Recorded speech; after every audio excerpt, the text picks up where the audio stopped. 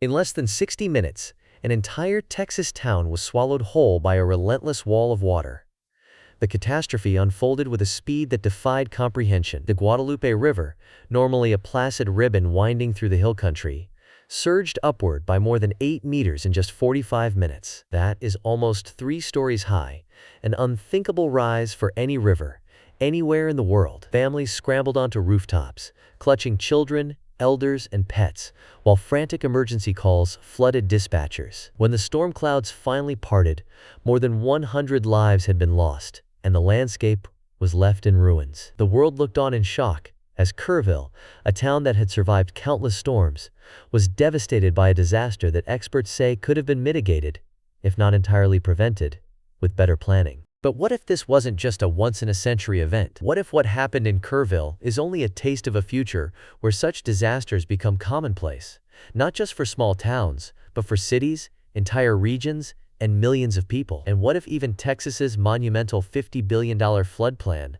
the largest such investment in the state's history, might still fall short of what is needed to protect America's fastest-growing state from an era of escalating climate risk? Today, we're taking a deep dive into how climate, economics, and cutting-edge technology are converging in Texas, where the fate of millions, and potentially the model for global adaptation, hangs in the balance. Let's begin by understanding why Texas is so uniquely exposed. Geographically, Texas sits at a crossroads of climate extremes. To the southeast, the Gulf of Mexico looms a vast, broiling engine of moisture and energy. In recent decades, the Gulf has warmed dramatically, with average surface temperatures edging toward 30 degrees Celsius. That is a temperature more fitting for a hot bath than for open ocean. According to Dr. Jennifer Francis, a climate scientist at the Woodwell Climate Research Center, one of the clearest fingerprints of the climate crisis is the uptick in heavy rain events, like the one responsible for the tragedy in Texas this week. This isn't just theoretical.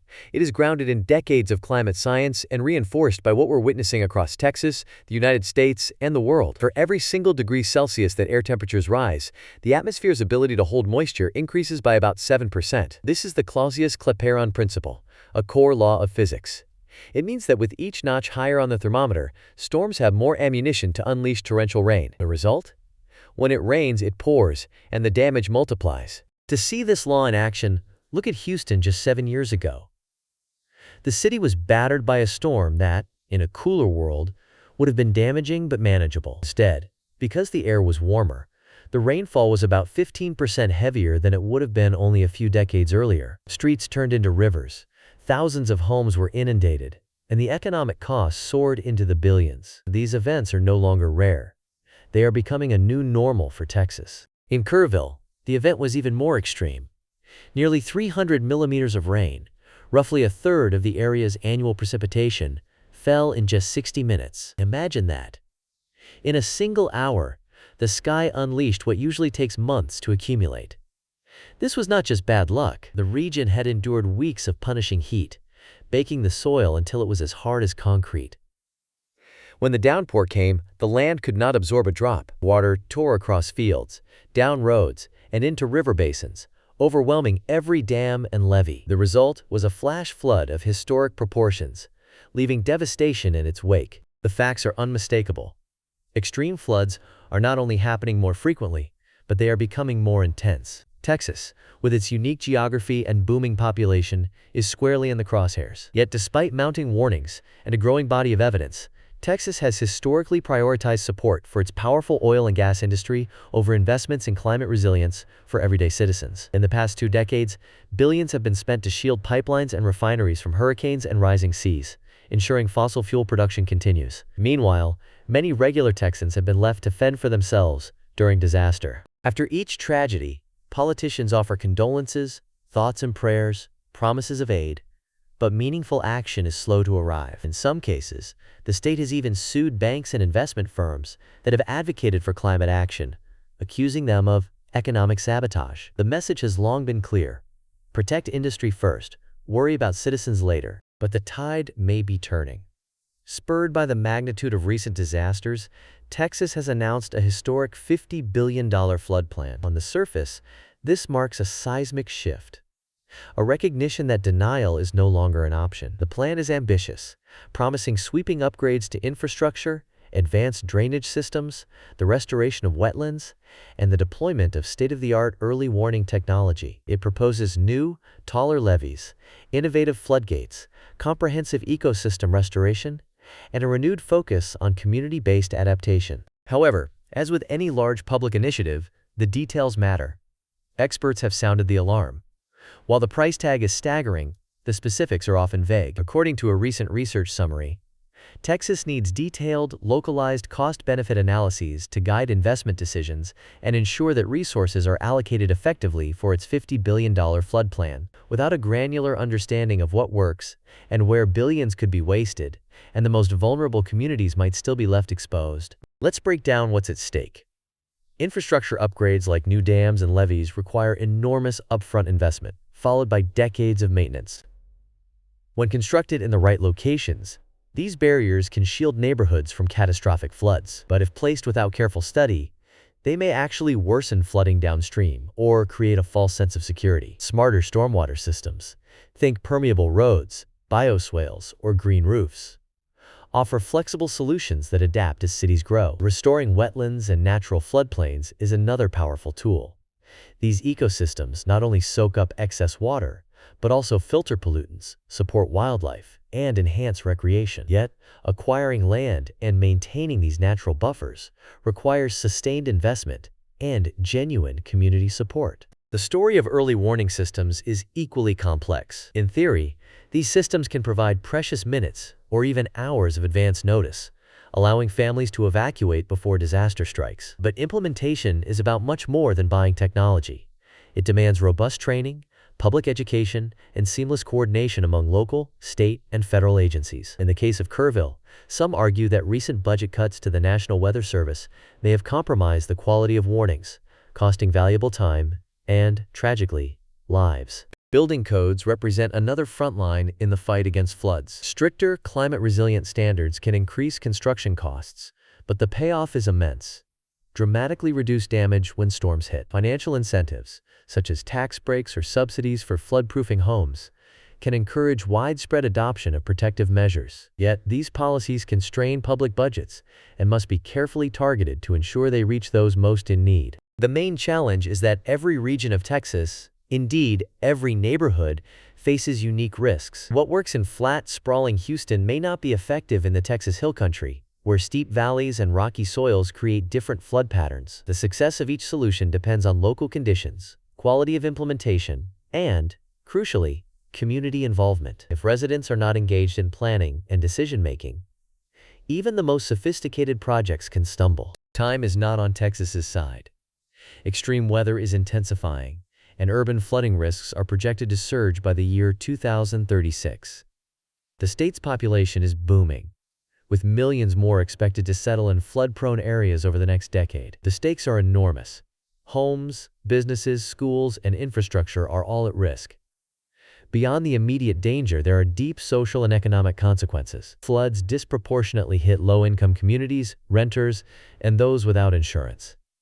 Recovery can take years, and for some, life never truly returns to normal. The economic impact is staggering. In an average year, flood damage in Texas already costs billions of dollars, disrupting supply chains, damaging critical infrastructure, and depressing property values. As insurance premiums soar, some companies have withdrawn entirely from high-risk zones, leaving homeowners to shoulder the risk. The long-term costs of inaction are not measured only in dollars, but in lost lives, shattered communities, and missed opportunities for sustainable growth. The political stakes are equally high.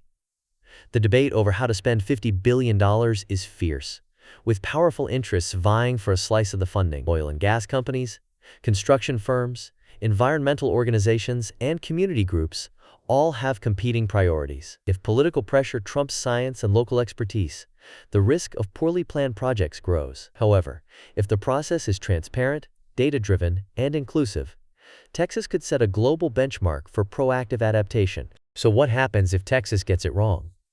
If the $50 billion flood plan is executed without careful analysis and local input, resources could be squandered. Politicians, under pressure to show results, might prioritize flashy projects over effective ones. Dams and levees could be built in areas with low risk, while the most vulnerable communities are left exposed. Expensive technology could gather dust, while warning systems fail to reach those in harm's way. As Dr. Jennifer Francis cautions, one of the clearest fingerprints of the climate crisis is the uptick in heavy rain events. Without people-centered solutions, the next disaster could be even more deadly, and Texas could become a cautionary tale. But what if Texas gets it right?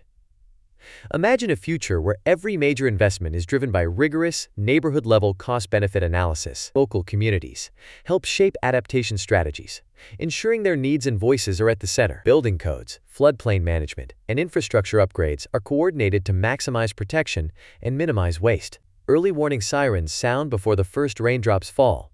Evacuation routes are clear and accessible, and natural floodplains work alongside engineered barriers to absorb excess water. To find a successful model, look to the Netherlands, a nation shaped by centuries of battling the sea. Instead of relying solely on concrete and steel, Dutch planners have embraced the philosophy of room for the river. They restore wetlands, move levees inland, and let rivers overflow safely in designated areas. This holistic approach has reduced flood risk while enhancing quality of life, creating new parks, and supporting biodiversity. Elements of this philosophy are now influencing projects in Texas, but scaling them up will require political courage, creativity, and long-term commitment. Globally, the stakes could not be higher.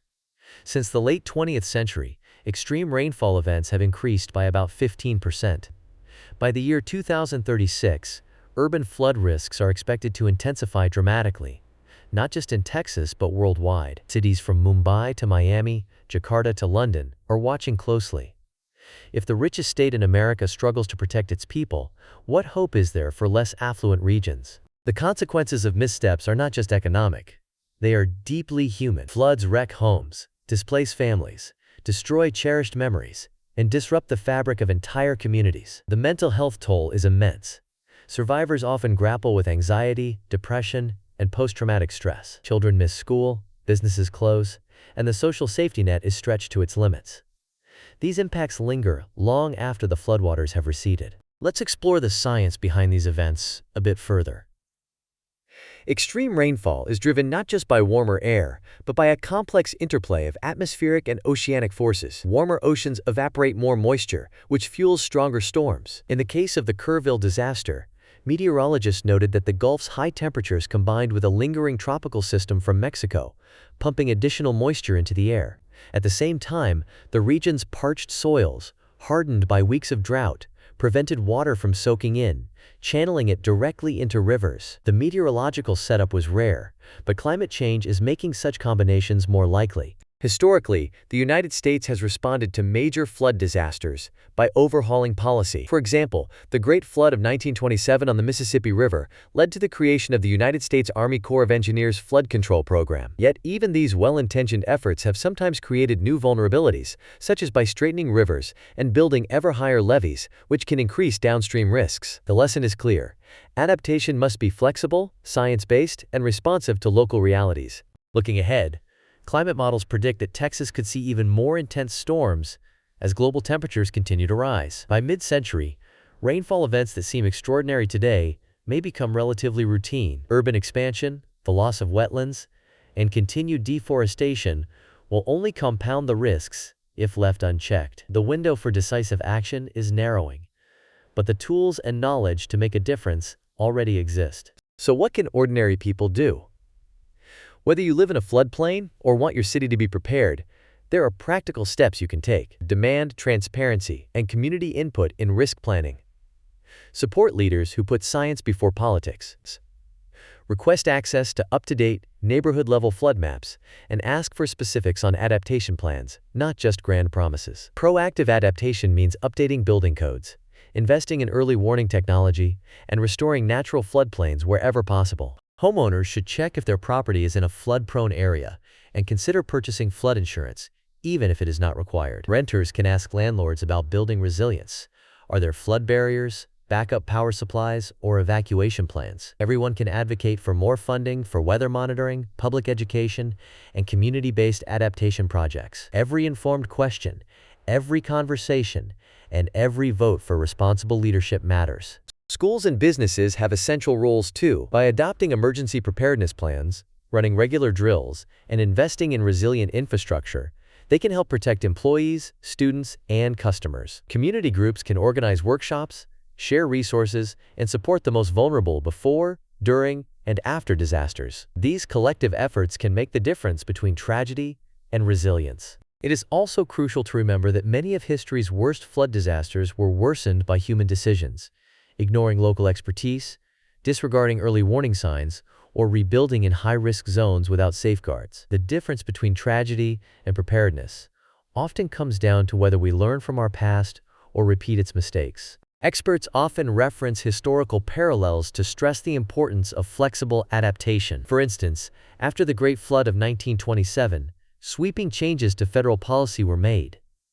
Yet over time, some of these solutions created new problems. Straightening rivers and building massive levees protected some areas, but increased vulnerability elsewhere. The takeaway: adaptation must evolve with changing risks and local realities. In the context of Texas, the future holds both peril and promise. If the state implements its $50 billion plan with an eye towards science, local realities, and community engagement, it could become a global leader in flood resilience. But if it repeats the mistakes of the past, favoring industry and political interests over people and evidence, the consequences could be dire, not just for Texas, but for communities worldwide seeking examples of successful adaptation. In closing, the story of Texas's historic flood plan is not just about one state or a single disaster. It is about the challenge facing every community on a warming planet.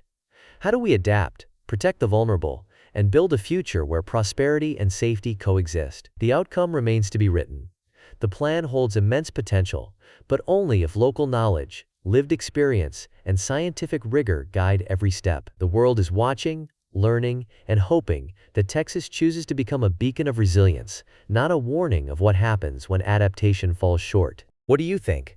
Will Texas rise to the challenge and set a new global standard for flood resilience? Or will it stumble, leaving millions exposed to the storms of tomorrow? Share your thoughts in the comments below, and don't forget to subscribe for more stories.